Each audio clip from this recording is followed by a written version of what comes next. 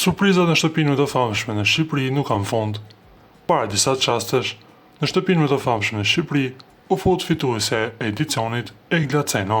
Nga banorët nuk duhet të kishte reagime, pasi ndikonte në uljen e çmimit të madh.